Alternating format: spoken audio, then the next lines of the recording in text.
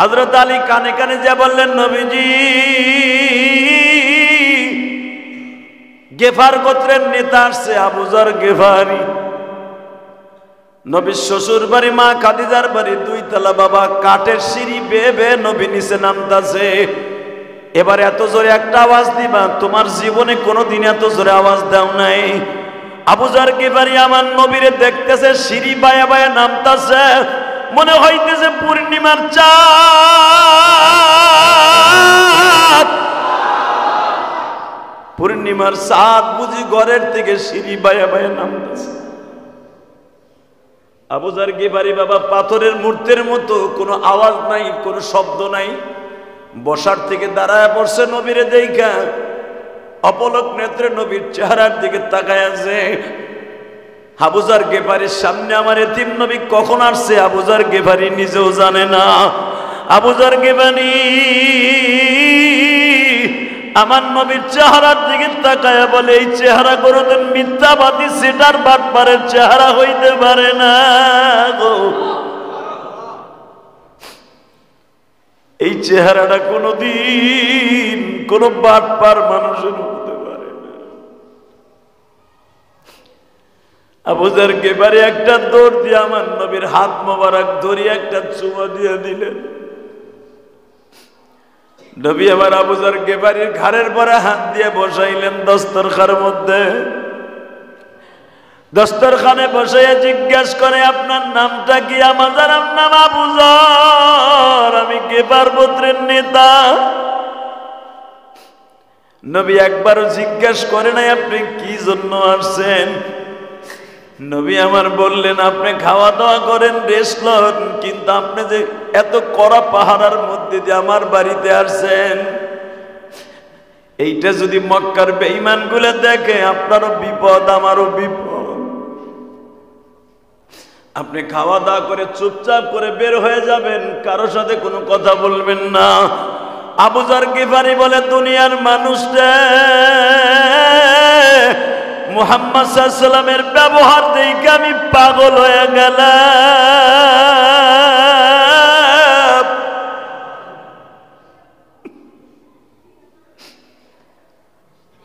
আমি ওই দিনের কথা আমি গেফারি কোনোদিন ভুলবো না। কোন দিনে? নবীর নিয়ে একই দস্তরখানের মধ্যে খাইতেছি, নবী 3 আঙ্গুল দিয়ে আস্তে আস্তে করে খায়, আর আমার এক একটা খেজুর গালের মধ্যে খাওয়ায় দেয়। আমি নবীর খেজুরের বিচিটা আমার পকেটে এখনো রাইখে দিছি। এই 10টা বছর হয়ে গেল, খেজুরের বিচিটা আমি এখনো ফেলাই না।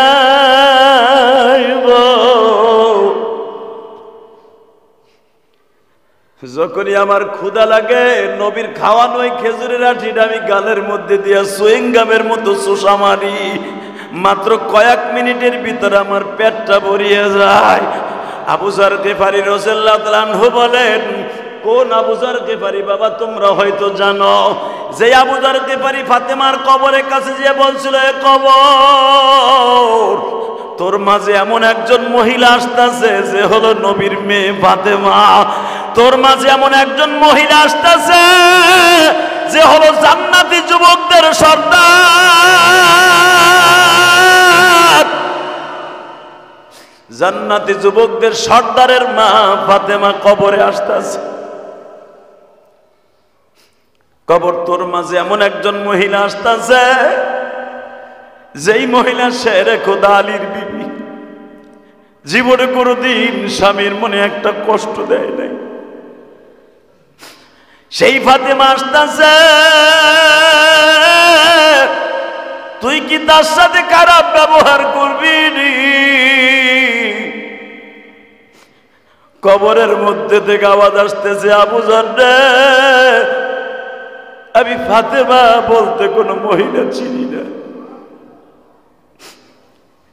আমি হাসান হুসাইনের মাকে চিনি না।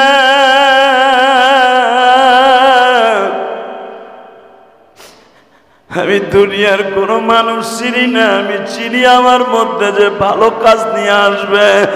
ফামান ইয়ামাল মিসকালা যাররাতিন খায়রান ইয়ারা ওয়া মান ইয়ামাল মিসকালা যাররাতিন শাররান ইয়ারা। এটার মধ্যে যারা ভালো কাজ নিয়ে আসবে আমি তারই চিনব, আর কাউকে চিনি না রে আবু যর। এই শব্দটা শুই নাই বাবা আবু যর গিফারি চিৎকার মারে আর কান্দে আর বলে, দুনিয়ার মানুষ রে,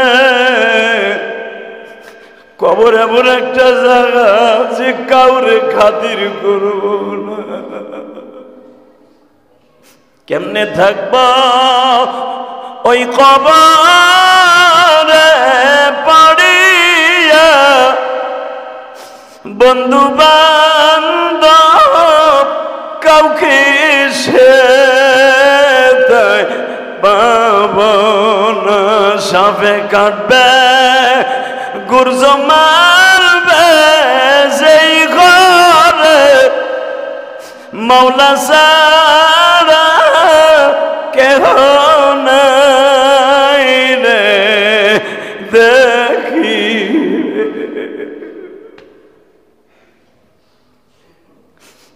2025 সালের প্রথম জুমা, আমার মালিককে বুঝাইয়া বলো না মালিক, দুনিয়ার সব চাইরা চইলা যাব, মাটির অন্ধকার ঘরে কেমনে একা একা পড়ে থাকব। ওই ঘরের মধ্যে আমার মা দুঃখিনী পড়ে আছে, আমার বাবা পড়ে আছে, আমিও তো পড়ে থাকবা। ওই কবরে আমার অবস্থা কি হইব একবারও ভাইবা দেখছি নি।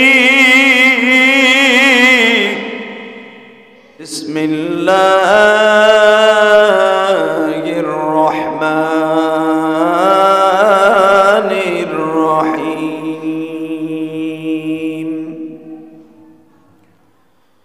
ইয়্যাকা না'বুদু ওয়া ইয়্যাকা নাস্তাঈন। ইহদিনাস সিরাতাল মুস্তাকিম। وقال الله تبارك وتعالى: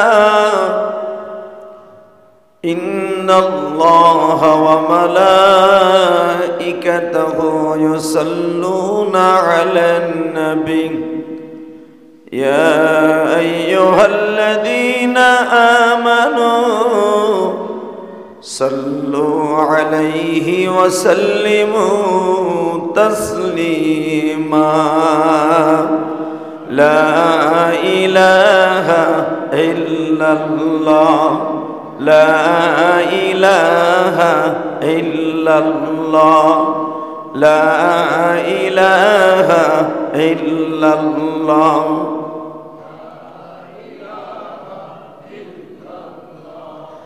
لا إله إلا الله لا إله إلا الله لا إله إلا الله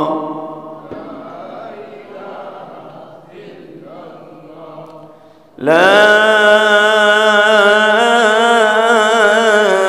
إله إلا الله মুহাম্মাদুর রাসূলুল্লাহ সাল্লাল্লাহু আলাইহি ওয়াসাল্লাম। আল্লাহ আল্লাহ আল্লাহ আল্লাহ আল্লাহ আল্লাহ আল্লাহ আল্লাহ আল্লাহ আল্লাহ আল্লাহ আল্লাহ আল্লাহ আল্লাহ আল্লাহ লা ইলাহা ইল্লাল্লাহ মুহাম্মাদুর রাসূলুল্লাহ সাল্লাল্লাহু আলাইহি ওয়াসাল্লাম। আল্লাহর যাকিরিন শাকিরিন মুহিব্বিন মুবাল্লিগিন, আল্লাহর প্রিয় মাহবুব বান্দারা, আল্লাহ সুবহানাহু ওয়া তাআলার দপ্তরে লাখো কোটি শুকরিয়া জ্ঞাপন করছি, যে মহান সত্তা আপনাকে আমাকে শৈত্য প্রবাহ চলছে প্রখর শীতের মধ্যে মসজিদে আগে আগে এসে বসবার তৌফিক দান করেছেন। 2025 সালের প্রথম জুমা, আল্লাহ পাক আমাদের সকলের জন্য হেদায়েতের জরিয়া বানায় দিক। আল্লাহ তাআলা আমাদের সবাইকে মাফ করে দিক। জানুয়ারি মাসের প্রথম জুমা 2025 সালের। আল্লাহ পাকের অনেক বড় নিয়ামত, যারা আগে আগে আসতে পেরেছি মসজিদে, আল্লাহ তাদেরকে আগে আসার তৌফিক দান করে। যাদের কপাল, যাদের মস্তিষ্ক, যাদের দিমাগ আল্লাহ এবং আল্লাহ রসুলের জন্য কবুল হয়েছে। প্রিয় হাজিরিন, আল্লাহ সুবহানাহু ওয়া তাআলা তার কোরআনে কারীমের মধ্যে বলেন, বান্দায় যখন আল্লাহর প্রশংসা করে, রব্বে কারীম তার প্রশংসা নিয়ামতের মুনাইমের নিয়ামতের শুকরিয়া আদায় করার কারণে আল্লাহ রাব্বুল আলামিন তার নিয়ামতকে বৃদ্ধি করে দেয়। আল্লাহ সুবহানাহু ওয়া তাআলা আরো বলেন, বান্দায় যখন আমি রবের কাছে চায়, ফাস্তাইন ওয়াস্তাইন বিল্লাহ, যে ব্যক্তি আল্লাহর কাছে চায়, উদউ আস্তাজিব লাকুম আইনামা তাকুনু ইয়াদরিকুমুল মাউত ওয়ালাউ কুনতুম ফি বুরুজিম মুশাইয়াদা। রব্বে কারীমের কাছে যখন বান্দায় চায়, আল্লাহ বান্দার এতই নিকটে, এতই কাছে যে আল্লাহকে ডাক দিতে দেরি আছে, আল্লাহর ডাকে সাড়া দিতে দেরি করেন না। সুবহানাল্লাহ বিহামদিহি। নবী ইউনূস আলাইহিস সালাতু ওয়াস সালাম সদা সর্বদাই আল্লাহকে এত ভয় পাইতেন যে কল্পনার বাহিরে। ওনার কওমের সাথে একদিন জিদ করে, রাগ করে উনি চলে যাচ্ছে নৌকায় করে। উনি এলাকায় থাকবে না, কারণ ওনার কথা কেউ মানে না, ওনার কথা কেউ শোনে না, ওনাকে কেউ সম্মান করে না। উনি মনে মনে ভাবলেন, আমি আর এলাকায় থাকবো না। তার আগে ওনার জাতিকে বলে দিলেন, ভাই আপনাদের পরে আল্লাহর গজব আসতেছে, যে কোনো মুহূর্তে গজব এসে যেতে পারে। তার জাতিরা তার এই ভয়কে কোনো কিছু মনেই করলো না। সবাই বলল, দেখি গজব কোন দিক দিয়ে আসে। ইউনূস আলাইহিস সালাম যেদিনকে সকালবেলা গজব আসবে, ওদিনকেও রব্বে কারীম সতর্কমূলক বলে দিলেন, ইউনূস রে, আজকেও বলে দাও গজব কিন্তু আসতেছে। তার কওমের মানুষগুলা এটাকে বিশ্বাস করল না। আর এই গজব আসার কারণ ছিল বছরের প্রথম দিনই।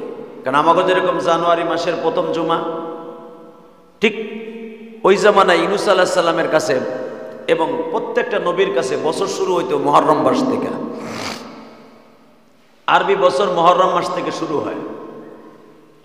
তো আমাকে যেরকম জানুয়ারি মাস, তাদের কাছে ছিল মুহররম মাস। এই মুহররম মাসে আল্লাহ পাক অনেক ঘটনা ঘটিয়েছে। তার ভিতরে একটা উল্লেখযোগ্য ঘটনা, ইতিহাস। ইউনূস আলাইহিস সালাম বছরের প্রথমই, কারণ আমাদের কাছে যেরকম জুমার দিন দামি, বনী ইসরাইলের নবীদের কাছে শনিবার আর রবিবার ছিল দামি। ইউনূস আলাইহিস সালাম শনিবার সকালবেলা বলে দিলেন, ঠিক এরকম জুমা, আমাকে জুমা তাকে হলো শনিবার, পবিত্র দিন। বনী ইসরাইলের জাতিকে বলে দিলেন, আজকে পবিত্র দিন, আজকে কিন্তু গজব আইসা পড়বে, তোমাদের এখনো সময় আছে, ভালো হয়ে যাও। তার কওমের মানুষগুলা বলে দিল, তুমি যতই ভয়ভীত দেখাও কোনো কাজ হবে না, গজব আমাদের কাছে আসবে না, আমরা হাত দিয়া পাও দিয়া গজব ফিরাইয়া ফেলবো। নাউজুবিল্লাহ। আল্লাহর গজবকে ফিরাবার মতো কেউ আছে? জোরে কর। আল্লাহর পয়গম্বর ইউনূস বললেন, আমার জাতি ভালো করে বুঝাও, যেই গজব তোমাদের কাছে চাপতাছে, এই গজব ফিরাইবার মতো অস্ত্র তোমাদের কাছে নাই। আমি তোমাদের অত্যন্ত বিনয়ের সাথে বলবো, অতি দ্রুত গজব থেকে বাঁচার জন্য আল্লাহর কাছে আত্মসমর্পণ করো। তার জাতি দীপ্ত কণ্ঠে বলল, ইউনূস রে, তুমি যতই ভয় দেখাও, গজব ফিরাইবার মতো এবিলিটি আমাদের কাছে আছে। ইউনূস পয়গম্বর বললেন, আমি আবার বলছি, তোমরা তওবা করো, আল্লাহর কাছে আত্মসমর্পণ করো। তার জাতি বলে দিলেন স্পষ্ট, আমরা কোন রকম ভাবে আত্মসমর্পণ করব না। আল্লাহর পয়গম্বর ইউনূস বললেন, ঠিক আছে, তাহলে তোমরা থাকো, আমি চললাম। কিন্তু আল্লাহর পয়গম্বর ইউনূসের এখানে একটু ভুলে গেছিলেন, আমার আল্লাহর সাথে পরামর্শ করা ফরজ। ঠিক না বেঠিক? পরামর্শ কার সাথে করতে হয়? হ্যাঁ, শীতের মধ্যে জমে গেছেন নাকি? এই মুসলমানের বলা,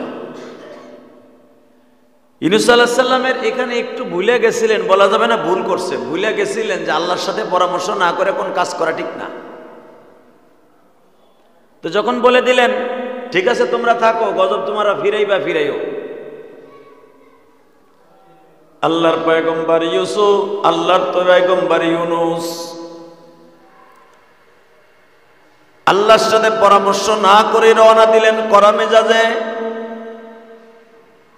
ওনার শহর থেকে যাইতে বাবা আরব সাগর বাজে।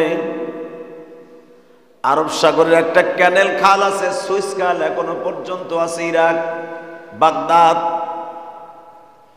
এবং মিশরের মাঝখানে যে নদীটা, এটা ছিল ইউনূস আলাইহিস সালামের নাইনুন শহর। উনি যেই শহরে বাস করতেন ওই শহরটার নাম নাইনুন, নাইনুন শহর। এই নাইনুন শহর থেকে উনি মনে মনে ভাবলেন আমি বাগদাদে চলে যাব। যখন নৌকার উপরে আরোহণ করছে, নৌকার উপরে সওয়ার হয়েছে, এখানে আরো শত শত যাত্রী ছিল নৌকার মধ্যে, জাহাজের মধ্যে। নৌকা যখন মাঝপথে আসছে, আল্লাহর পয়গম্বর ইউনূস দেখে নদীর মধ্যে ঝড় উঠে গেছে। আল্লাহু আকবার। নদীর মধ্যে ঝড় উঠে গেছে, আওয়াজ হইতেছে গাইবি আওয়াজ, তোমাদের মধ্যে এমন এক ব্যক্তি আছে তার মালিকের সাথে গাদ্দারি করে নৌকায় উঠছে।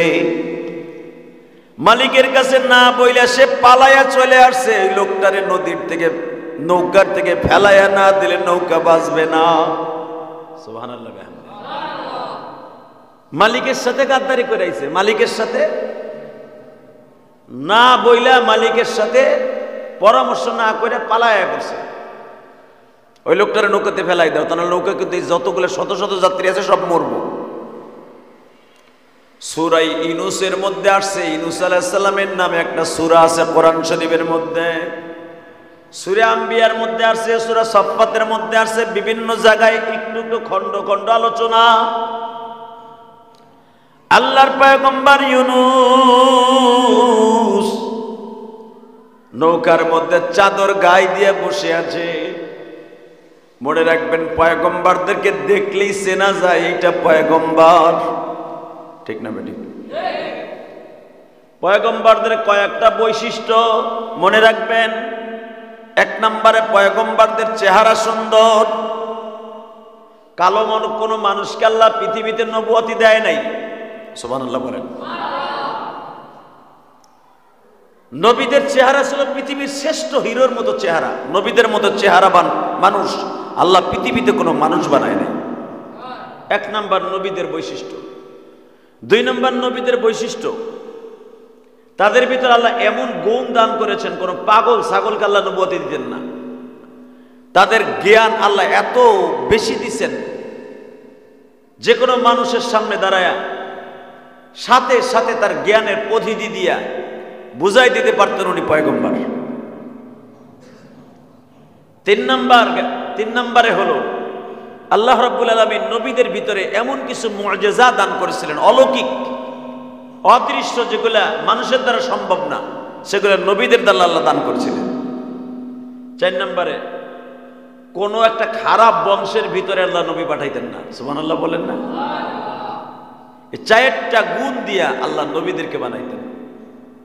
তো ইউনূস আলাইহিস সালাম এক তো বংশ ভালো, 2 নম্বরে পৃথিবীর শ্রেষ্ঠ চেহারাদের মধ্যে, ওই জামানার সবচেয়ে পৃথিবীর মধ্যে শ্রেষ্ঠ চেহারাদের মধ্যে নবী ছাড়া ইউনূস আলাইহিস সালামের চেহারা। 3 নম্বরে লোকটা সব দিক দিয়ে পরিপাটি, লোকটা ভদ্র, অভদ্র না। নৌকার ভিতরে উঠা হামতাম নাই, চুপচাপ করে বসে আছে। সবাই এখন খুঁজতেছে ওই লোকটা কে, যে মালিকের সাথে কথা না বলে পরামর্শ না করে চলে আসছে, তারে নামাই দাও, তার জন্য এতগুলা যাত্রী মরে যাবে। আল্লাহর পয়গম্বর ইউনূস নিচে এসে ধরা দিলেন যে ভাই আমি আমার মালিকের সাথে পরামর্শ না করে আয়া পড়ছি। সবাই বলে দূর, আপনার চেহারা দেখতে এত সুন্দর, আপনার বংশ ভালো, আর চেহারাকে আপনি মনে হয় নবী হবেন,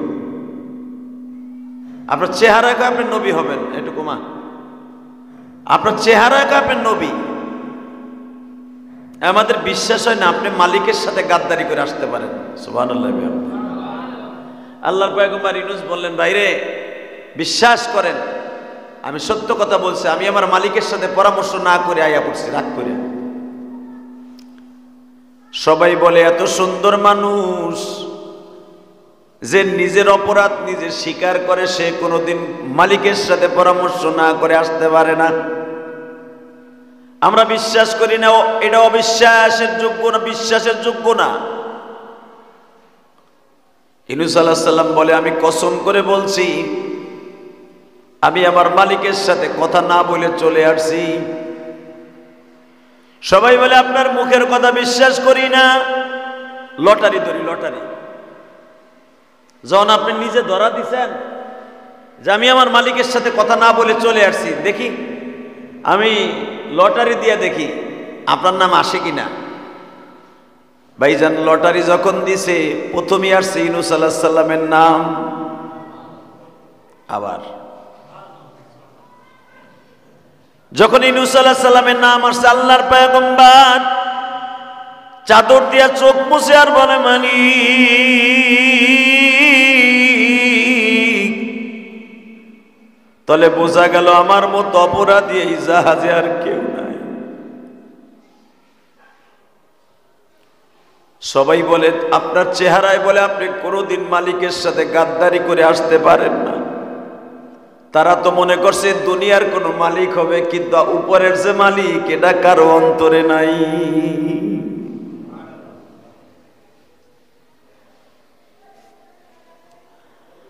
আবার জিজ্ঞেস করতেছে লটারিটা আবার একটু ঘুরায় ফিরায় দেখি, নৌকার মধ্যে যাদের নাম আছে সবাই নামের উপরে লটারি দেয়, কারো নামে লটারি ঘুরে না।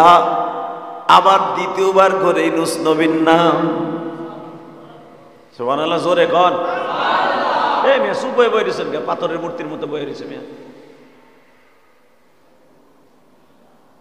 আবার তিনবার এবার যখন লটারি দিছে, তিনবার ইউনূস আলাইহিস সালামের নাম আসছে। ইউনূস আলাইহিস সালামকে তারা নদীর মধ্যে ফেলতে লজ্জা পাইতেছে, কারণ এত সুন্দর মানুষ কোনোদিন খারাপ কাজ করতে পারে না। বাজান পৃথিবীতে কিছু কিছু মানুষের চেহারা আছে দেখলেই বোঝা যায় লোকটা নিষ্পাপ, ঠিক না বেঠিক? জীবনে কোনোদিন একটা অন্যায় করে নাই, চেহারায় বলে দিতে পারবে। কারণ নবীরা হলো মাসুম, বেগুনাহ, কোনো গুনাহ নাই। কোন মানুষ বিশ্বাস করে না আপনি অন্যায় করে মালিকরে ধোঁকা দিয়ে নৌকায় উঠতে পারেন। মনে রাখবেন আমার পয়গম্বর নবী মুহাম্মদুর রাসূলুল্লাহ সাল্লাল্লাহু আলাইহি ওয়াসাল্লাম মক্কার ভূখণ্ডে মানুষের কাছে ধোঁকাবাজ ছিল। নাউজুবিল্লাহ বলেন। বেঈমানদের কাছে ধোঁকাবাজ, ইমানদারের কাছে পৃথিবীর শ্রেষ্ঠ মহামানব, ঠিক না বেঠিক? এই জন্য দেখবেন ইহুদি নাসারারা কোরআন শরীফ ধরিয়া পান নিচে দিয়া সিরা সিরা নর্তকীদের পায়ের নিচে ফেলায়। দেখেন না মাঝে মাঝে ইউটিউবে দেখা যায়। ডেনমার্কে এক মহিলা কোরআন শরীফ দিয়ে টিস্যু পেপার বানাইছিল, তার পায়খানার লজ্জা স্থানগুলা লেপটিন করে পায়খানা করে মুছছিল।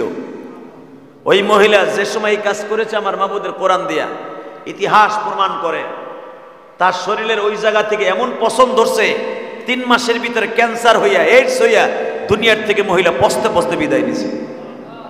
এই দৃশ্য দেখে তার বংশের ভিতরে প্রায় 1 থেকে 100 জনের উপরে মানুষ কালেমা পড়ে মুসলমান হয়েছে। এটা কোরআনের মুজিজা। সুবহানাল্লাহ বলতে পারলেন না? তো কিছু কিছু জিনিস আছে চেহারার ভিতর ফুটা উঠে যে এই লোকটা খারাপ কোনো কাজ করতে পারে না। কথা বল না কেন? জোরে কর। দেখবেন কোন মাদ্রাসার ছেলে যদি ভুল করে চুরিও করে ফেলে, চুরি করে ফেলেছে, চুরি করার কারণে হ্যাঁ একজন পাশের থেকে ভাই ছেলেটা চেহারা ও আসলে চোর না, ও হয়তো পেটের অভাবে ক্ষুধার অভাবে হয়তো কিছু চুরি মুড়ি করছে, আরে মাফ করে দেও, ঠিক না বেঠিক? আবু যর গিফারি রাদিয়াল্লাহু তাআলা নাম শুনছেন আবু যরের? হ্যাঁ, খালি শিবুনবর নাম শুনছেন, আবু যরের বাড়ি কই এটা চিনেন না। আজকে শোনেন, আবু যর গিফারের বাড়ি হলো মক্কার একটা জেলার নাম আছে গেফার। গেফার মক্কার থেকে প্রায় 180 কিলোমিটার দূর একটা জায়গার নাম গিফার গোত্র। মক্কার ভিতরে যেরকম কোরাইশ বংশ দামি ছিল, আর এইটা তায়েফ থেকে প্রায় ইয়ামানের বর্ডারে কাছাকাছি, এখানে একটা বংশের শহর ছিল গিফার গোত্র, অনেক দামি গোত্র। এরা অনেক পয়সার মালিক এবং এরা খুব ক্ষমতার মালিক। এরা যেই দিকে যাইতো ওই দিকে চষতে চষতে যাইতো। গিফার গোত্রের মানুষ, তাদের আল্লাহ এত বিচক্ষণতা দিছিলেন, এত বুদ্ধি দান করছিলেন, তাদের বুদ্ধি এত বেশি যে তারা কোনো মানুষকে দেখে আন্দাজ করতে পারতো এই লোকটা ভালো না খারাপ। সুবহানাল্লাহ, জোরে কর। তো আবু যর গিফারী রাদিয়াল্লাহু তাআলা, সে ছিল গিফার গোত্রের নেতা, মাতবার, সেনাপতি। তো উনি শুনতে পাইলেন মক্কায় একজন মুহাম্মদ আছে, এবং ওনার দেশের নেতার গোত্রে যারা আসছিল মক্কায় হজ করতে, তারা বলে মক্কা নগরীতে একজন নবী নামে মুহাম্মদ আছে, যার চেহারা দেখলে মানুষ পাগল হয়ে যায়। আর কিছু দুষ্ট লোক যে তারা বলে দৌড়া বেড়া, ও একটা বাটপার। হ্যাঁ, নাউজুবিল্লাহ, বোর টেবিলে দেখবেন একটা লোকের সবাই ভালোবাসে না। কথা বলেন না কেন? আমি কি সবার কাছে বালা? কে কইছে আমি সবার কাছে বালা? আমি রাস্তা দিয়ে হাঁটলে অনেকে দোকানে বই কয় বাটপার, অনেকে কয় এটা সিটার, আবার অনেকে দৌড় বেড়া। এই বেটার অশ্বিনে মানুষ কানতে কানতে পাগল হয়ে যায়। ঠিক না বেঠিক? এটাই দুনিয়ার নিয়ম। আরে আমারে না গালি, আমি তো একটা সোলটু মানুষ, পৃথিবীর শ্রেষ্ঠ মহামানুষ, পৃথিবীর শ্রেষ্ঠ মহামানব যাকে বলা হইতো, তারে ভালোবাসতে যে দুই গ্রুপ হয়ে গেছে। কথা বলেন না কেন? গিফার গোত্রে যে কিছু কিছু মাতবাররা কইতেছে, বেটা এবার গেছিলাম হজে, একটা লোকের সাথে দেয়া হইলো যার চেহারা দেখলে মানুষ পাগল হয়ে যায়। তার চেহারার মধ্যে কয় সে একজন নিষ্পাপ মানুষ, তারে দেখকেই মন চায় তার ধর্মের ভিতরে ঢুকে যাই। তার চেহারা দেখে মন চায় হে যা কয় তাই শুনি। আর এক গোত্র কয় দৌড় বেড়া, ওর মতো বাটপার মানুষ পৃথিবীতে আছে? চাচার বাড়ি খাইলো, চাচার বাড়ি পড়লো, হোর বাড়ি গেল, এর কোনো ঐতিহ্য নাই, তার কোনো বংশের সিঁড়ি নাই, সে একা, মা নাই, বাপ নাই, পরের বাড়ি থাইকা খাইয়া এর নতুন নবী দাবি করে ফেলাইলো। বাপ দাদার ধর্মকে চুনকালি মাইরে সে নতুন একটা ধর্ম খাড়া করছে, সে একটা নতুন রাজনীতি দল খাড়া করছে। ধর, ওই লোকটার মতো খারাপ লোক আর হইতে পারে না। গ্রুপ হয়ে গেল কয়টা? জোরে কর, আরো জোরে, আরো জোরে, হ্যাঁ জোরে কর না। কয়টা? দুইটা। আর এক গ্রুপ মাঝখান দিয়ে খাড়াই গেছে, আবার নতুন দল। সেখানে দূরও বেড়া, যদি লোকটা এতই খারাপ হবে তাহলে তার চেহারা দেখে মানুষ পাগল হয়ে যায়, তার কথা শুনে ব্যবহার দেখে মানুষ কালেমা পড়ে যায়। এই যে কালেমা পড়ে তৃতীয় নাম্বার যে দলটা, এই হল আবু যর গিফারী। সুবহানাল্লাহ কইলেন না? যে কোনো জায়গায় দেখবেন তিনটা গ্রুপ হয়, তাই না? আওয়ামী লীগ আছে, বিএনপি আছে, মাঝখানে এখন সবচেয়ে বড় নেতাগিরি খাড়ায় গেছে জামাত ইসলাম। কথা কর না কেন? আবার মাঝখান দিয়ে আমাকে হুজুর গোটাও বাসের মতো বুক জ্বালাইছে। দুনিয়ার নিয়ম কিন্তু এটা। কথা কর না কেন? ওই জামানা তিন গ্রুপ। আবু যর গিফার গোত্রে এক নম্বরে খাড়ায় গেছে মুহাম্মাদের মতো বাটপার কোনো লোক দুনিয়ায় নাই। নাউজুবিল্লাহ, আসতে গেলে বুবা হয়ে মরবা, একটা ডাইরেক্ট বুবা হয়ে মরবা। আমার নবীর মতো সুন্দর মানুষ আছে? কোরআনে কি বলে শুনেন? লাকাদ কানা লাকুম ফি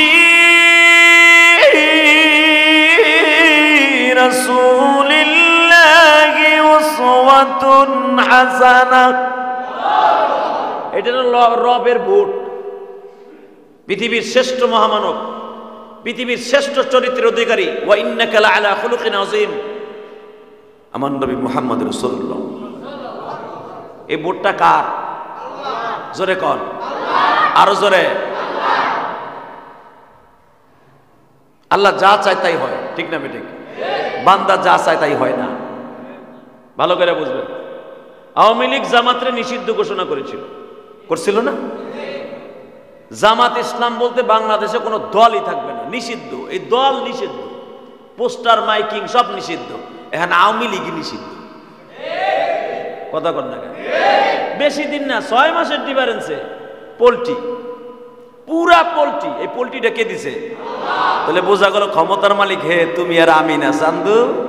এটা ভুলে যাওয়া যাবে না। এটা বললেই কপালে জুতার বাড়ি, কথা কর না কেন? ক্ষমতা একজনের আল্লাহ কোনোদিন কেড়ে নেবে, সেটা হল উলামা ইকরামের ক্ষমতা। যে দলই ক্ষমতায় থাকুক, আমরা থাকবো প্রধান। কোন দলকে পরোয়া করার মতো ক্ষমতা আলেম উলামার নাই, কথা কর না কেন? হ্যাঁ, এদের ভিতরে একটাই পাওয়ার আছে, কোরআনের পাওয়ার। জেলখানায় নিবা, ওইখানে নিয়ে কোরআনের কথা কবি। রিমান্ড দিবা, গরম ডিম ফাঁসা দিয়া দিবা, তাও আছি। সব খামু, কোরআনের কথাগুলো বলবো, কথা বলেন না কেন? আলেম উলামা গুলাকে আওয়ামী লীগ সরকার ধরে নিয়ে ল্যাংটা কইরা জাইঙ্গা বড়াই পিটাইছে। ইতিহাসটা কোন সব বাইরে হইতেছে, মনে রাখতে হবে কে কোন দল করেন এটা দেখার বিষয়। আপনি কেরানীগঞ্জের, আমি গোপালগঞ্জের, কোনো গঞ্জ আল্লাহর কাছে দামি নাই। আল্লাহর কাছে দাম, তার সাথে নেটওয়ার্ক কার বেশি বালা, কথা বলেন না কেন? এটা মাথায় রেখেন। নিষিদ্ধ আপনি করলে কি হয়? নিষিদ্ধ যদি উপরের থেকে না হয়, আপনার ক্ষমতা নাই, আপনার বাপেরও ক্ষমতা নাই, কথা বলেন না কেন? আপনি নিষিদ্ধ করছেন, আপনারা নিষিদ্ধ করে দিছে, এটা উপরের থেকে পাস। আবু যার গেফার গোত্রে 3 গ্রুপ হয়ে গেল, 3টা দল। যেই দলের কোনো সিস্টেমই ছিল না, সেটা হলো কি, মুহাম্মাদের মতো বাট পাড়ার কেউ নাই, যে নতুন দল খাড়া করে এখন সে ক্ষমতা দখল করতে চায়। আর এক দল খাড়া হয়ে গেছে, আরে ভাই, সে যদি খারাপই হবে, তার চেহারা এত সুন্দর কেন? সে একটা মিথ্যা কথা কয় না, তার চেহারা দেখলে ক্ষুধা লাগে না। তার কাছে বসতে গেলে ঘন্টার পর ঘন্টা বসে থাকা যায়, সামনে বই একটা জোরে কথা বলা যায় না। তার সামনে বসতে উচ্চ বাক্যে একটা কথা বলবে, এই ক্ষমতা পৃথিবীর কারো নাই। আর এক দল কয়, ওইলে হইতেও পারে, লোকটারে দেখলে যদি মানুষ পাগল হয়। এই লোকটারে দেখলে যে মানুষ পাগল হয়, এই দলের নেতা ছিল আবু যর গেফারি। জোরে কর। উনি ছিল মাঝখানে, উনি হাও না নাও না, খারাপও না ভালো না। উনি মনে মনে ভাবলো, আমি যখন একটা গোত্রের নেতা, একটু যাইয়ে দেখি মুহাম্মদ আসলে কি বাটপার, না আসলে সন্ত্রাসী, না আসলে লোকটা খারাপ। উনি আমার নবীকে টেস্ট ম্যাচ দেখার জন্য আসছে, এই লোকটাকে খারাপ না ভালো। উনি আইসা কাবা ঘরের সামনে মুসাল্লাই নবী, যেখানে জিবরাইল নবীকে নামাজ শিখিয়েছিলেন, এখানে 7খানা পাথর আছে, অনেক বত্তরপূর্ণ পাথর। এই পাথরে ঘুরে চুপচাপ করে বয়ে রয়েছে। মানুষ আসে যায়, তপ করে, ঘুরে, নামাজ পড়ে, ঘুরে, বিভিন্ন সূরাতে কেউ হইহুল্লা করে, কেউ ঢোল ডক্কর বাটায় কাবা ঘরের পাশে, কেউ আবার পাথরে মূর্তি আইনা কাবা ঘরের সাথে ঠেকাই দিয়া আবার সেজদা দেয়। নিজের খোদারে নিজের কাঁধে করে আইনা নিজেই সেজদা দেয়, অন্য কোনো খোদার কেউ ইবাদত করব না। মক্কার বেঈমানগুলার সিস্টেম ছিল, হ্যাঁ গো, খোদার নিজের ইবাদত নিজে করত, নিজে খোদারটা কিনতো, ওটার কিনা কাবা ঘরের সাথে শোয়াইতো, চিত করে থুয়া ওর ইবাদত হে করতো। নাউজুবিল্লাহ বলেন। এই জন্য দেখবেন 300 গোত্রের 300টা খোদা ছিল। কোন খোদার ইবাদত কোন গোত্রের মানুষ করতো না, মক্কার নিয়ম ছিল এটা। এই জন্য 360টা মূর্তি ছিল কাবা ঘরের ভিতরে। কারো খোদার ইবাদত কোনো বংশের মানুষ করতো না। তা আবু যর গেফারি, উনি কোনো খোদা মোদার সাথে নিয়ে আসে নাই। উনি ঠিক কাবা ঘরের দরজার কাছে বয়ে রয়েছে, ডাইনে বামে তাকাইতেছে, যে শুনছি ওই লোকটার বলে মক্কার ভিতরে তার মতো চেহারাবান কেউ নাই, তার দেখলেই ঠিক পাওয়া যায় যে এই লোকটা নবী। আবু যর গেফারি বাজান সকাল থেকে নিয়ে বিকাল পর্যন্ত বসে আছে, কিন্তু মক্কায় কারফিউ জারি করছে, মুহাম্মদ কাবায় ঢুকলেই তারে আত্মহত্যার জন্য রেডি করবা, গুপ্ত হত্যার জন্য রেডি করবা, মুহাম্মদকে প্রেসার দিবা যেন সে আত্মহত্যা করে মারা যায়। আমার নবীকে আল্লাহ নিষেধ করলেন, ইদানিং আপনি কাবার ভিতরে ঢুকবেন না, হেরেমের মধ্যে ঢুকবেন না, আমি আল্লাহ নিষেধ, বাসায় বসে নামাজ পড়বেন।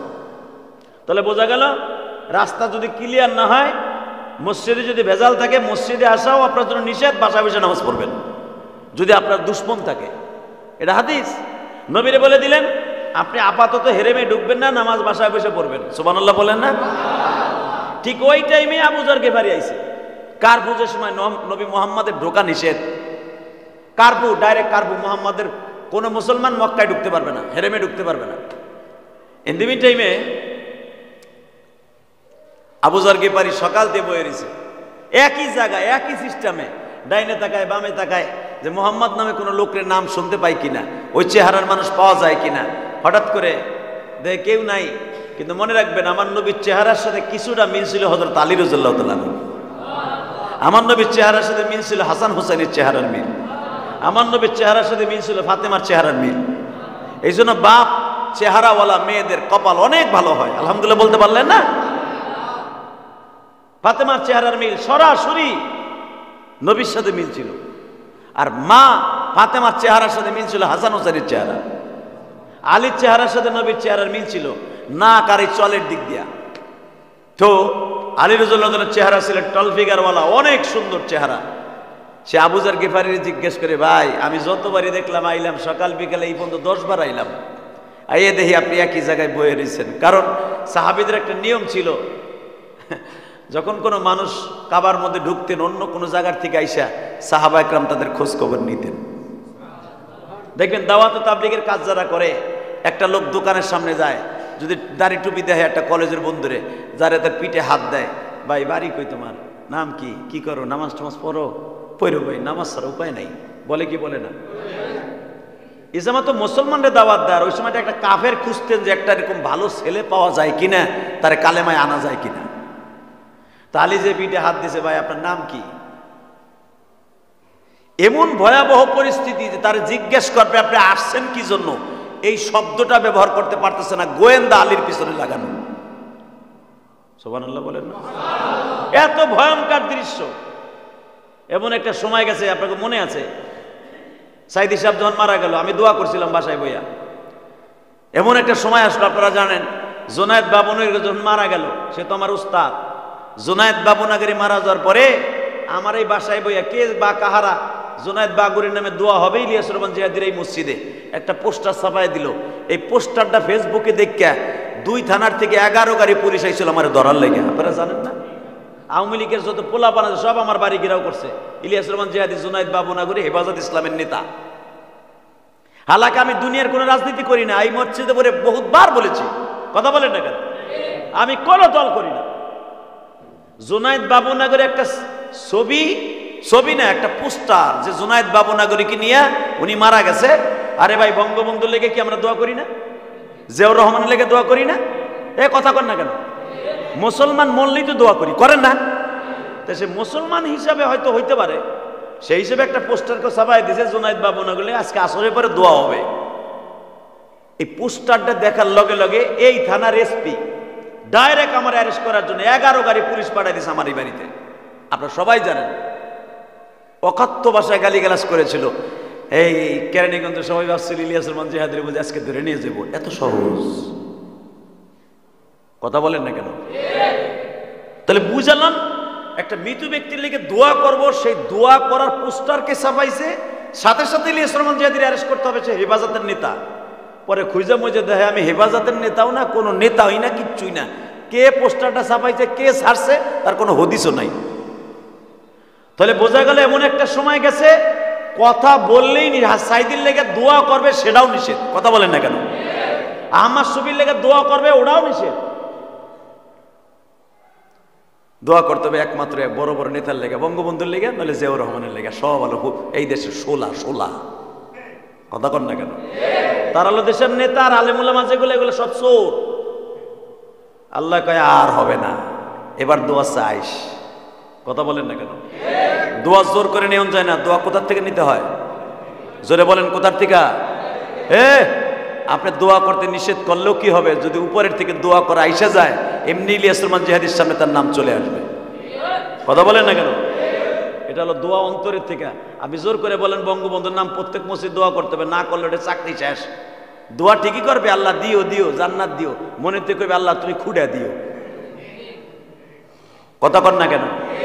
এটা ভালো করে বুঝবেন, দোয়া ভিতরের থেকে আসে। এই মুসলমানের পোলা ভালো করে বুঝবেন। আল্লাহ তো আবু যর গিফারি যে আসছে, আবু যর গিফারি রাদিয়াল্লাহু তাআলা যে আসছে, আয়েশা জিজ্ঞেস করতেও সাহস পাইতেছে না। এমন ভয়াবহ পরিস্থিতি মক্কায়, মুসলমানের নাজুক অবস্থা, যে ভাই আপনি কোথা থেকে আসছেন, কই যাবেন, কারে দেখতে আইছেন? খালি আলী ইশারা দিয়ে বললেন ফাশারাতিল ইয়া আবু গাজ্জার গিফারি তাহলে না, খালি বললেন আসেন, আপনি মনে হয় সকাল থেকে বলতে কিছু খান নাই, আগে কিছু খাওয়া দাওয়া করেন। যাওন বাড়া বাজান, এবার দিলটা নরম করবেন। একটা লোক ক্ষুধার্ত থাকলে, এটা মক্কা, এটা বাংলাদেশ না, যেখানে সেখানে খাওয়ান পাওয়া যায়। আজ থেকে 1445 বছর আগে মক্কায় সচরাচর খাওয়ান পাওয়া যাইতো না। আর কেউ যদি খাওয়ান দিত, তার মতো বন্ধু আর কেউ হতো না। হযরত আলী বললেন, আসেন আমার বাড়িতে আসেন। বাড়িতে লয়ে গেছে, দস্তরখার মধ্যে খাওয়ান খাওয়াইয়া জিজ্ঞাসা করতে সাহস পায় নাই যে আপনি আসছেন কে। কারণ আলীর বাপ আলীর দুশমন, কারণ আলীর বাবার নাম হলো আবু তালেব। আবু তালেবও তার পিছনে লেগে রয়েছে যে কি লেগাইছে, আবার আমার পোলায় ওরে কালেমা পড়ায় কিনা। কি মনে করলেন আপনি? বাজানের সামনে বইয়া হযরত আলী জিজ্ঞেস করতেও সাহস পায় নাই, ভাই কেন আসছেন, কি জন্য আসছেন? খাওয়ান দাওয়ান হয়েছে, পেটটা ভরছে? হ্যাঁ, যান। ওই লোকটা যায় আবু যর গিফারি আবার কাবা ঘরের সামনে বয়ে দিছে। পরের দিন হযরত আলী সকালবেলা যায় দেয়, আলী খেয়াল করছে যে এই লোকটা কইতে আইছে, কেন আইছে, নজরে পড়ে গেছে। পরের দিন সকালে যে যায় দেয়, ঠিকই ওই একই জায়গায় লোকটা ওইখানেই বসা। আলী যে বলছে আজকে মনে হয় কিছু খান নাই, আসেন আজকেও আসেন। আজকে ঘরের মধ্যে নিয়ে আলীর খাবারটা দস্তর খাই দিয়ে বলে, এটা আমার খাবার, আপনি খান। খাওয়ান দাওয়ান শেষ হওয়ার পরে বলে, ভাই ইশারায় কিছু কথা বলবো, আপনি বুঝে নেবেন, আপনি আসছিলেন কেন? আবু যর গিফারি বললেন, আমি গিফার গোত্রের নেতা, আমি একজন শিল্পপতি মানুষ। সুবহানাল্লাহ বলেন না? গিফার গোত্রে কোনো মানুষ ব্যবসায়ী করতে হলে আমার ট্যাক্স দিয়ে তারপরে যেতে হবে। সিরিয়ায় কোনো মানুষ যদি তায়েব দিয়ে যাইতে হয় গিফার গোত্রের উপর দিয়ে, আমার ট্যাক্স না দিয়ে কেউ আমার উপর দিয়ে যেতে পারবে না, আমার শহর দিয়া। আমি সেই নেতা আবু যর গিফারি। আবু যর গিফারি, আপনার নাম বহুত শুনছি, আপনি খুব চেতা লোক, আপনি আসছিলেন কেন? বলে আমার এলাকায় 3 গ্রুপ হয়ে গেছে। এক গ্রুপ কয় মুহাম্মাদের মতো বাটপার আর কেউ নাই, নাউজুবিল্লাহ বলেন, তার মতো খারাপ মানুষের কেউ নাই। আর এক গোত্র হয়ে গেছে, তারে দেখলে বলে মানুষ পাগল হয়ে যায়, কালেমা পড়ার লেগে পাগল হয়ে যায়। আর এক গোত্র খারাপ গেছে, আরে লোকটা যদি এতই খারাপ হবে তাহলে লোকটার কাছে মানুষ যায় কেন? তাদের মধ্যে আমি একজন, তারে দেখতে আইছিলাম যে দেখি ওই বেটার চেহারার মধ্যে কোনো বাটপারের ছাপ আছে কিনা। নাউজুবিল্লাহ বলেন না? হযরত আলী চোখের পানি ছেড়ে দিয়ে বলে, শোনেন, ভালো জায়গায় আসছেন, উনি আমারই আপন চাচতো ভাই। আপনার চাচতো ভাই? আপনার চাচতো ভাই? আরে আপনার চেহারা যদি এত সুন্দর হয়, না জানি আপনার চাচতো ভাইয়ের চেহারা কত সুন্দর। হযরত আলী বললেন, আপনি কি তার সাথে দেখা করতে চান? ভাই দেখা করার লেগে তো 2টা দিন ধরে বয়ে রয়েছে একই জায়গায়, কেউ কিছু কইতেও জিজ্ঞেস করতে সাহস পাই না। জিজ্ঞেস করলে তো আমি মাইর খাবো, কারণ এলাকা তো আমার না। এলাকার রাজনীতি খুব গরম দেখলাম। আমি তো রাজনীতিবিদ, আমি বুঝি, এলাকায় পাড়া দিলেই বুঝি। আর আমরা গেফার গোত্রের লোক, এত বেরেন আল্লাহ করা দিছে, কোন জায়গায় পাড়া দিয়ে বলতে পারবো এই জায়গার অবস্থান কি। এমন বেরেন আল্লাহ আমাদের দান করছে। অতএব আমি বুঝতে পারতেছি। আলী বললেন, শোনেন, আমি তার কাছে আপনার নিয়ে যাব, আপনি প্রশ্ন করতে পারবেন না। আপনি আমার চিনেন না, এইভাবে আমার পিছনে পিছনে আইবেন, আপনার থেকে আমার ডিফারেন্স থাকবে অন্তত 20 থেকে 25 গজ। আপনি আমার পিছনে পিছনে আসবেন, আমি পাহাড়ের সিপা সুপা দিয়ে নিয়ে যাবো। মাকামে হুজুনে আমার নবী আছে, শ্বশুর বাড়ি আছে, খাদিজার বাড়িতে আছে। আপনি আমার পিছনে পিছনে আসবেন, কিন্তু কথা বলবেন না। আল্লাহু আকবার বলতে পারলেন না? কত ভয়াবহ দৃশ্য! ইসলাম এত সহজ না, দাওয়াত ও তাবলীগের কাজ এত সহজ না। এই কোন ইঞ্জিনিয়ারের কাছে, কোন ডাকাইতের কাছে, যার ভিতরে ইলম নাই, আমল নাই, যে ইঞ্জিনিয়ার ছিল আগে ছিল দাওয়াত ও তাবলীগের মেহনত করে 1 বছর সাল লাগাইয়া, সে আলেমের ব্যাস ধরে পাগড়ি একটা পেঁচাইয়া মনে মনে ভাবে সাদের গুরু বইয়া আলেম ওলামার সাথে টক্কর মারে। কথা বলেন না কেন? ওই রে বেটা, আলেম হতে হলে 17টা বছর মাদ্রাসা মেহনত করতে হবে কোরআন হাদিসের পিছনে। এত সহজ? বড় বড় ফতোয়া দেয়, অমুক আলেম খারাপ, অমুক আলেম খারাপ। এই 7 গ্রুপের কিছু কিছু ইঞ্জিনিয়ার আছে। আর ইঞ্জিনিয়ার, তুই রাস্তার ইঞ্জিনিয়ার, তুই মেশিনের ইঞ্জিনিয়ার, দাওয়াত ও তাবলীগের ইঞ্জিনিয়ার না। দাওয়াত ও তাবলীগের ইঞ্জিনিয়ার হল উলামায়ে কেরাম। তোমাদের কাছে দাওয়াত ও তাবলীগের কাজ কোনোদিনও নিরাপদ নয়, নিরাপদ হলো আলেম উলামাদের কাছে। কারণ ইলিয়াস রহমাতুল্লাহ আলেম ছিলেন, ইনামুল হাসান সাহেব আলেম ছিলেন, জাকারিয়া সাহেব রহমাতুল্লাহ আলেম ছিলেন, ইলিয়াস রহমাতুল্লাহর বাবা উনিও আলেম ছিলেন। তোমার মতো ইঞ্জিনিয়ারের কাছে, তোমার মতো অমুক তমকের কাছে 2 সাল 5 সাল 1 সাল লাগাই আলেমের ভ্যাস ধরলে দাওয়াত ও তাবলীগের কাজ তোমার দ্বারা বোঝা সম্ভব নয়। এত সহজ দাওয়াত ও তাবলীগের কাজ বেটা। আলী কত বড় আলেম তাই দেখো। আলী বলে, শোনেন, আপনি আমার থেকে অন্তত 20 থেকে 25 গজ দূরে থাকবেন, আপনার সাথে আমার টাচ লাগবে না, আপনি মুহাম্মদ সাল্লাল্লাহু আলাইহি ওয়াসাল্লামের বাসায় যেতে পারবেন। ওই লোকটা বুঝে ফেলছে রাজনীতির পরিস্থিতি খুব গরম, এখানে আলীরও বিপদে ফেলা যাবে না, আমিও বিপদে পড়তে রাজি না। মক্কার মানুষ বড় হিংস্র, মক্কার মানুষ ক্যাডার, মক্কার মানুষ বাটপার, মক্কার মানুষ খারাপ, এটা আমি জানি। এই লোকটার বিপদে ফেলানো যাবে না। আবু যর গিফারি পিছনে পিছনে যায়। আমার নবী মাকামে হুজুর মা খাদিজার বাড়ি দুতলা। এখন দিলটা নরম করে কানবেন। বছরের প্রথম জুমা, এই জুমাটা আপনাদের জন্য ভালো হোক আমি চাই। এই জুমাটায় চোখের পানি আসুক, পুরা বছরটা ভালো থাকবেন, পুরা বছরটা ভালো থাকবেন। বছরের প্রথম জুমা আমার আল্লাহর কাছে অনেক দামি। সুবহানাল্লাহ জোরে বলতে পারেন? বছরটা শুরু হোক জুমার নামাজটা চোখের পানি দিয়া। আবু যর গিফারি বিশ্ব নবীর দরজার সামনে এতিমের মতো দাঁড়ায় আছে। হযরত আলী ঘরের মধ্যে ঢুকিয়ে ইশারা দিলেন, ফাশারা দিলে ফাদখিলি আবু যর গিফারি, ঢোকো। ঢুকলেই দরজা লাগাই দিছে। বৈঠকখানায় বসছে। মা খাদিজার চেহারে বইয়া আবু যর গিফারি ডাইনে তাকায়, বামে তাকায়, তাকায় বলে, হায় হায় রে, আমরা শুনছিলাম মোহাম্মদের কোনো সম্পদ নাই, মোহাম্মদের কোনো টাকা পয়সা নাই, যেই বাড়িতে আমি বইছি এই বাড়ির একটা ইটের চাকচক্যেও তো আমার বাড়িতে নাই। এত সুন্দর রাজপ্রাসাদ, এত দামি একটা বাড়ি। চুপচাপ করে, আরে খাদিজার বাড়ি যে সোফা, সোফার পায়াগুলো স্বর্ণের, এত দামি সোফা আমি যার আবু যর গিফারির বেচলেও তৈব না। একদিক দিয়ে বুঝলাম এই লোকটা অনেক সম্পদশালী। তারা বলছিল তাদের বাপ দাদার ঠিকানা নাই, সে এতিম, তার কোনো টাকা পয়সা নাই। কে বলছে তার টাকা পয়সা নাই? তার মতো তো ধনী কেউ নাই। বাজানরে হযরত আলী ঢুককেই দস্তরখা বিছায় দিলেন। এই জন্য দেখবেন মেহমান গেলে আগে সুন্নাত হলো তারে যে কোনো কিছু মেহমানদারি করানো। গল্প পরে নাস্তা আগে, এটা হলো সুন্নাত। আবু যর গিফারি দরখাস্ত বিছাই দেই, বলে, ভাইরে আপনি খাওয়া শুরু করেন, আমি এতিম নবীরে নিয়ে আসতাছি। আবু যর গিফারি বলে, খাওন পরে, আগে ওই চেহারাটা দেখি। হযরত আলী কানে কানে যা বললেন, নবীজি গেফার গোত্রের নেতা আসছে, আবু যর গিফারি। নবীর শ্বশুর বাড়ি মা খাদিজার বাড়ি 2 তলা। বাবা কাঠের সিঁড়ি বেয়ে বেয়ে নবী নিচে নামতাছে। এবার এত জোরে একটা আওয়াজ দিবা, তোমার জীবনে কোনোদিন এত জোরে আওয়াজ দাও নাই। আবু যর গিফারি আমার নবীরে দেখতেছে, সিঁড়ি বায়া বায়া নামতাছে, মনে হইতেছে পূর্ণিমার চাঁদ।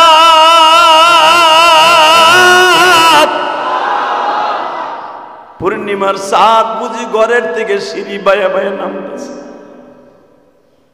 আবু যর গিফারি বাবা পাথরের মূর্তির মতো, কোনো আওয়াজ নাই, কোনো শব্দ নাই, বসার থেকে দাঁড়ায় পড়ছে নবীরে দেইখা। অপলক নেত্রে নবীর চেহারার দিকে তাকায় আছে। আবু যর গিফারির সামনে আমার এতিম নবী কখন আসছে আবু যর গিফারি নিজেও জানে না। আবু যর গিফারি আমার নবীর চেহারার দিকে তাকায় বলে, এই চেহারা কোনদিন মিথ্যাবাদী সেটার বাটপারের চেহারা হইতে পারে না গো। এই চেহারাটা কোনদিন কোন বাটপার মানুষের হতে পারে না। আবু যর গিফারি একটা দৌড় দিয়ে আমার নবীর হাত মোবারক ধরিয়ে একটা চুমা দিয়ে দিলেন। নবী আবার আবু যর গিফারির ঘাড়ের পরে হাত দিয়ে বসাইলেন দস্তরখানের মধ্যে। দস্তরখানে বসে জিজ্ঞেস করে, আপনার নামটা কি? আমার নাম আবু যর, আমি গিফার গোত্রের নেতা। নবী একবারও জিজ্ঞেস করে নাই আপনি কি জন্য আসছেন। নবী আমার বললেন, আপনি খাওয়া দাওয়া করেন, রেস্ট লন, কিন্তু আপনি যে এত কড়া পাহারার মধ্যে দিয়ে আমার বাড়িতে আসছেন, এইটা যদি মক্কার বেঈমান গুলো দেখে, আপনারও বিপদ আমারও বিপদ। আপনি খাওয়া দাওয়া করে চুপচাপ করে বের হয়ে যাবেন, কারো সাথে কোনো কথা বলবেন না। আবু যর গিফারি বলে, দুনিয়ার মানুষটা মুহাম্মদ সাল্লাল্লাহু আলাইহি সাল্লামের ব্যবহার দেখে আমি পাগল হয়ে গেলাম।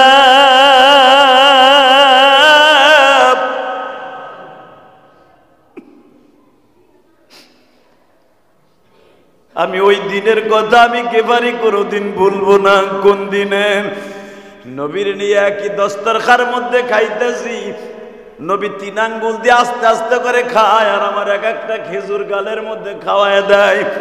আমি নবীর খেজুরের বিচিটা আমার পকেটে এখনো রাইখে দিছি। এই 10টা বছর হয়ে গেল খেজুরের বিচিটা আমি এখনো ফেলাই নাই। যখনই আমার ক্ষুধা লাগে নবীর খাওয়ানো ওই খেজুরের আঠিটা আমি গালের মধ্যে দিয়া সুইং গামের মতো চোষা মারি। মাত্র কয়েক মিনিটের ভিতরে আমার পেটটা ভরিয়ে যায়। আবু যর গিফারী রাদিয়াল্লাহু তাআলা আনহু বলেন, কোন আবু যর গিফারী বাবা? তোমরা হয়তো জানো যে আবু যর গিফারী ফাতেমার কবরের কাছে যে বলছিল, এ কবর, তোর মাঝে এমন একজন মহিলা আসতেছে যে হলো নবীর মেয়ে ফাতেমা। তোর মাঝে এমন একজন মহিলা আসতেছে যে হলো জান্নাতি যুবকদের সর্দার।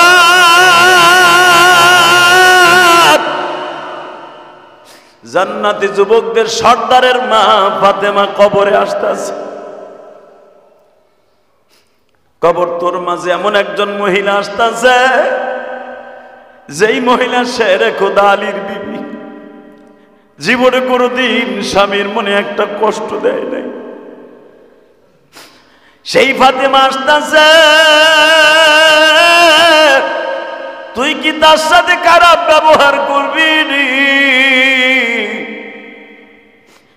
কবরের মধ্যে থেকে আওয়াজ আসতেছে, আবু যর রে,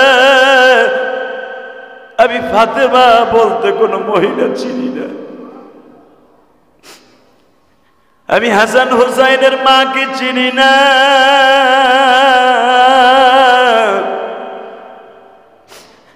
আমি দুনিয়ার কোনো মানুষ চিনি না। আমি চিনি আমার মধ্যে যে ভালো কাজ নিয়ে আসবে। ফামান ইয়ামাল মিসকালা যাররাতিন খায়রান ইয়ারাহ ওয়া মান ইয়ামাল মিসকালা যাররাতিন শাররান ইয়ারাহ। এটার মধ্যে যারা ভালো কাজ নিয়ে আসবে আমি তারই চিনব, আর কাউকে চিনি না রে আবু যর। এই শব্দটা শুই নাই বাবা আবু যর গিফারী চিৎকার মারে আর কান্দে আর বলে, দুনিয়ার মানুষ রে, কবর এমন একটা জায়গা যে কাউরে খাতির করব না। কেমনে থাকব ওই কবরে পড়িয়া? বন্ধু বান্ধব কাউকে সে পাবনা। সাপে কাটবে, গুর্জ মারবে, যেই ঘরে মওলা ছাড়া কেহ নাই রে দেখি।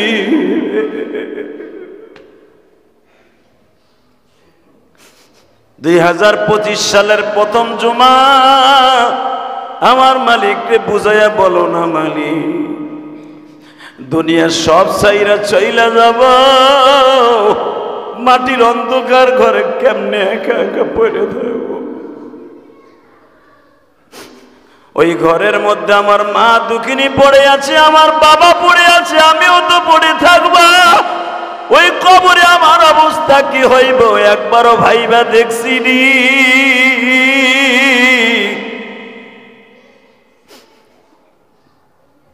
আল্লাহ আল্লাহ সবাইরে মাফ করে দাও, যেরকম আমিন।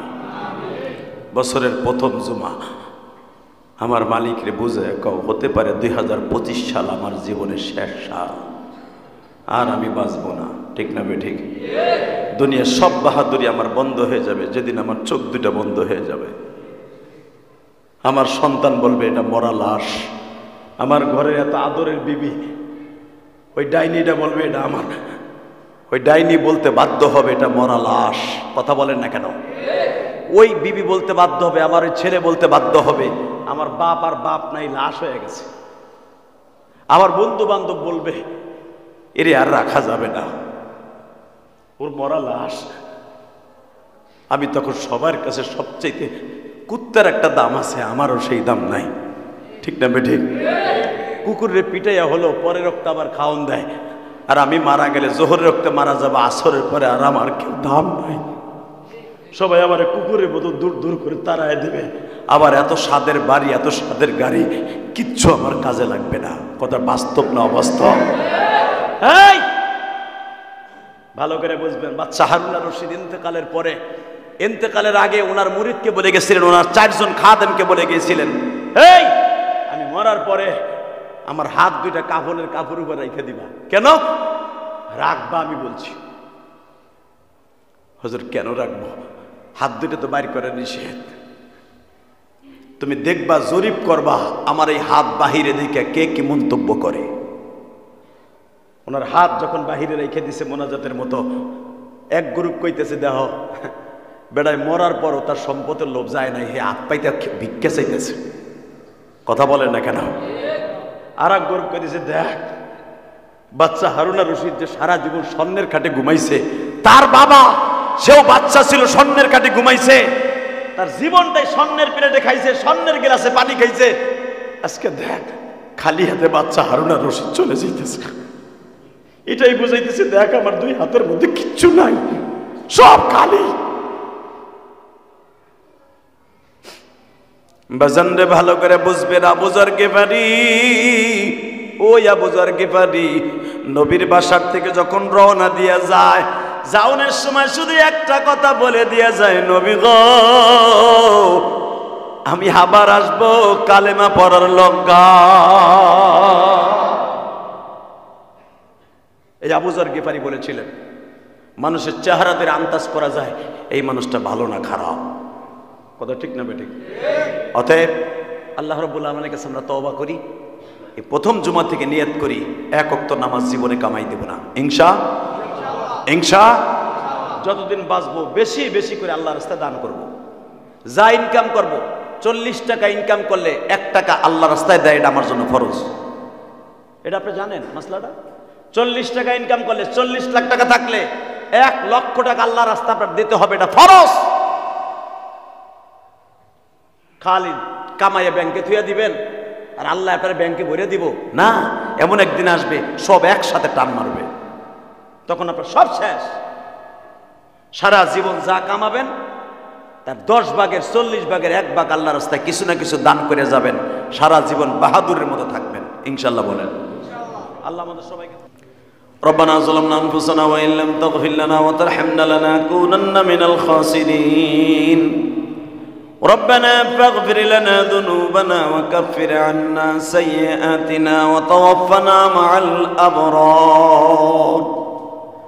ربنا فاغفر لنا ذنوبنا وكفر عنا سيئاتنا وتوفنا مع الأبرار. رب العالمين 2024 সাল গত জুমায় বিদায় দিছি, 25 সালের প্রথম জুমা মানি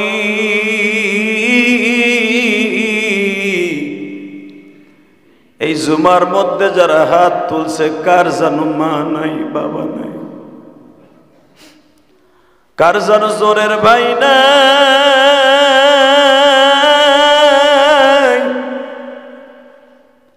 কার জানো কলিজার টুকরা সন্তান নাই গো মানি।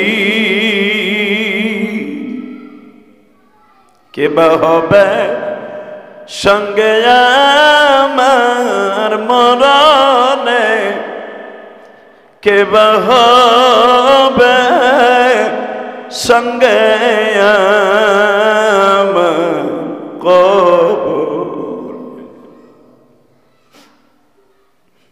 রব্বুল আলামিন 2024 সালে কত মানুষের জানাজা করলাম, কত মানুষকে বালিশ ছাড়া শোয়া দিলাম,